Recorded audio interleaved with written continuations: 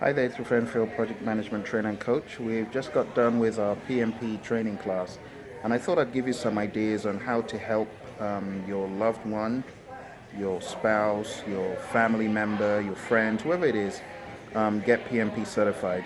You see, this PMP exam journey is a really, really serious endeavor, and it needs a lot of support, it needs a lot of help. There are a lot of people who start off this journey and they don't complete it because they don't have the support, the necessary support. The kind of support I'm talking about is the encouragement, first of all, to these people taking the exam. First of all, encourage them that they can do it. Encourage them to know that they should follow through. There are a lot of people who don't follow through. They come for a 5-day class or a 5-week class and they end up not following through to take the exam. So what I need you to help these folks do is to encourage them, to keep them accountable. A lot of people come for the course and they make all sorts of excuses. They spend thousands of dollars in coming for the training and they end up not taking the training. So what I'm trying to get you to see is without you, there's almost no chance that they're going to be able to make it if they don't get the right amount of support, the right amount of understanding from you. Lots of times it looks like they are studying too much or it's overkill. You might find them listening to audio all the time or watching video. I mean, it's that serious. This exam called the PMP exam, it's like taking a full college course. To many people, it's like taking a full course. So not only do they need you to encourage them and motivate them, not only do they need you to understand what they're going through, they also need you to, in some instances, push them to where they need to get to. Sometimes they would need you to actually pick up a physical book and test them on the subject matter. I mean, lots of the subject matter has to do with understanding the definitions, and the exam is to understand the definitions and be able to apply it. So if you pick up any of their study guides or any of their study aids to help test them, that will go a long way, a long way. As people prepare for this exam, some of the key things I would like you to test them on are the concepts of process groups. If they can tell you what the 5 process groups are, that's the first hurdle. Initiating, planning, executing, monitoring and controlling and closing. Just test them. Ask them, hey, what are the 5 process groups? Or ask them, what are the 10 knowledge areas?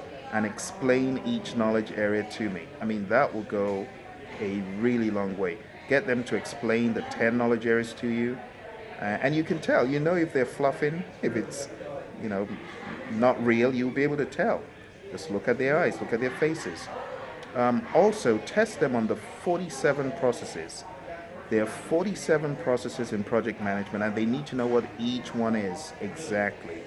If you could help me and help them by asking them what is the first process in initiating, or what is the second process in initiating. There are 2 in initiating, and then there's 24 in planning. So you could ask them, tell me all the 24 processes in planning, explain them one by one. Or you could say, tell me all the processes in this knowledge area, and there are 10 knowledge areas. So ask them to explain all the processes in a knowledge area, and if they can't do it without looking at the book, it tells you that there's stuff they need to catch up on.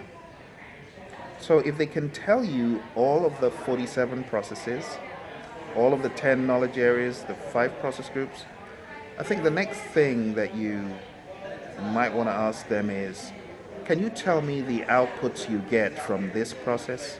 I mean, that would be a good question to ask. Or can you could you tell me the tools and techniques from this process? Or tell me the outputs from the process. I mean, that will go a huge way as to really testing them. If they can't tell you the major outputs of a process, they can't tell you the major tool and technique used in a process, and they can't tell you the inputs used in a process, then you know they're not doing what they should. And I'm asking you to help prevent them from taking the PMP exam until they are truly ready. If they're not truly ready, they're not able to explain these things to you, then they have no business taking the exam at that point. But when they start getting to the point where they're explaining it and they're going into a lot of detail, and you get the feeling that they really know what they're talking about, yes, they're ready to take the exam. Okay? So, huge thank you to you for even listening to me this far, because you could have just gone fed up and turned it off and said, no, they're not taking the exam, and I'm not encouraging them. But thank you for listening thus far, and encourage them to call Phil. Encourage them to call Phil or to call Praizion and speak to a trainer, a coach, whoever their coach was, whoever their trainer was, to encourage them to seeing this to the end and getting certified. Okay? So thank you very much, and I look forward to hearing the good news. Don't hesitate to shoot me an email and ask me for some advice, or just leave a comment below. Of course, don't leave their names, but leave a comment asking me for some advice about helping your loved one, your friend, your colleague, whoever it is, to get certified. All right? Thank you very much, and I'm about to go for dinner because I've been on a 5-week training with a great team, and it's taken a lot of energy. So, speak to you soon. Bye.